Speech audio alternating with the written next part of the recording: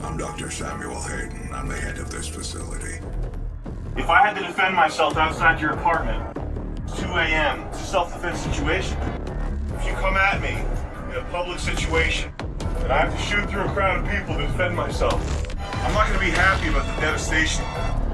I'll protect my own life. That's what it takes. I protect myself. Released back in 1993, Doom holds a lot of dear memories both for people who are barely old enough to buy alcohol and for those who require regular prostate exams. As it is considered the grandfather of all first-person shooters, Doom didn't age that well over the last 30 years. Despite problems that come with old age, Doom is an excellent way to reminisce about the times when everything was a lot simpler. It was re-released in 2015 by Bethesda, fixing some of the issues. However, the experience remained far from perfect. An alternative to that would be a source port like GZ Doom or Zandrona. However, they focus on the technical side of the game, leaving gameplay mostly intact. But they open up the game for mods, like Brutal Doom. Almost every game aspect was changed, from graphics to shooting mechanics.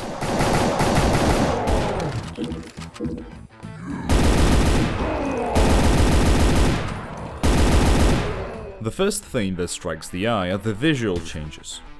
The classic levels were given a fresh coat of paint, with a pretty texture here, some additional props there, and so on.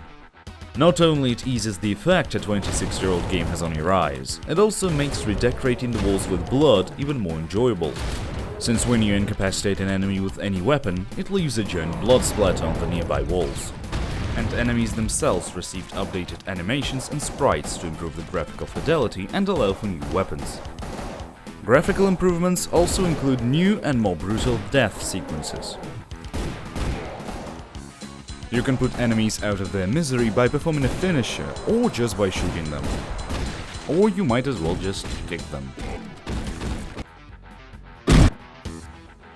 You can also incinerate, saw in half, blow up, mince,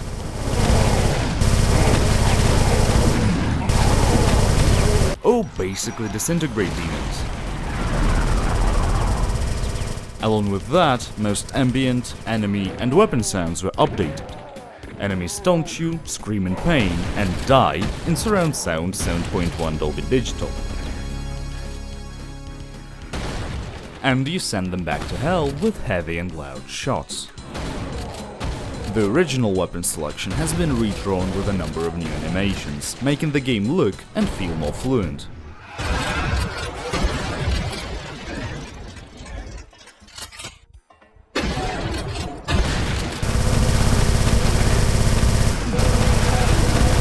This was also done to make the implementation of new gun capabilities even more seamless. Almost all guns have limited magazines, and most weapons have aiming down sights as the alternative firing mode. Why? For immersion purposes.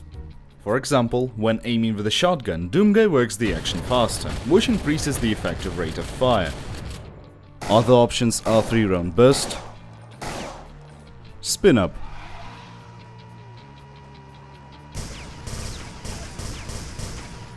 plasma shotgun, grenade with a delayed explosion,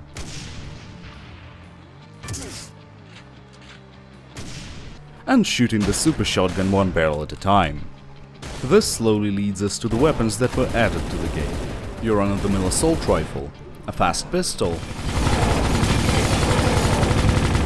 fast shotgun,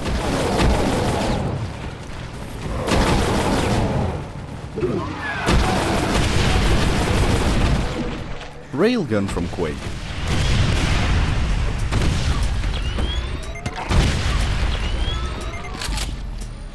break action grenade launcher,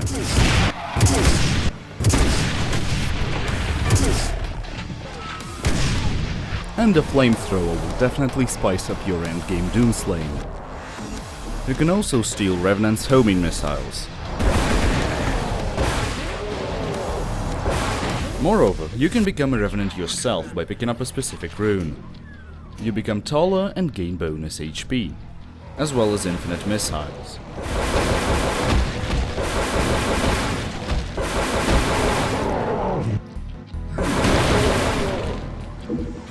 And the vast arsenal makes you appreciate the fact that the Geneva Convention does not apply to zombies, demons and children.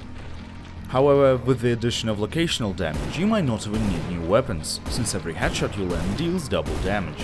This way, lesser enemies require just a single shot.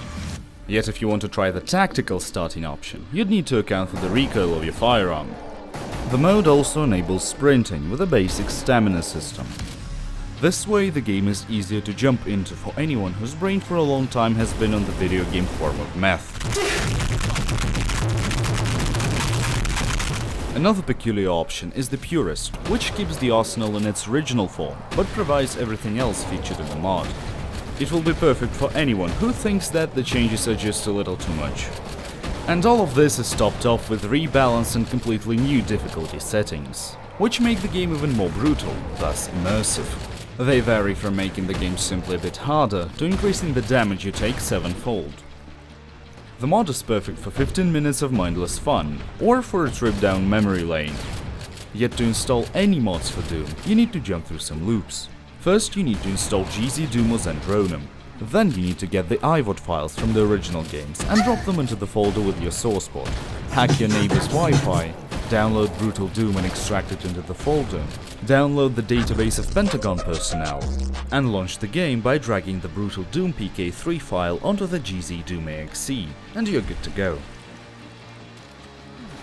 As always, thank you for watching. Don't forget to leave a like and subscribe. Goodbye.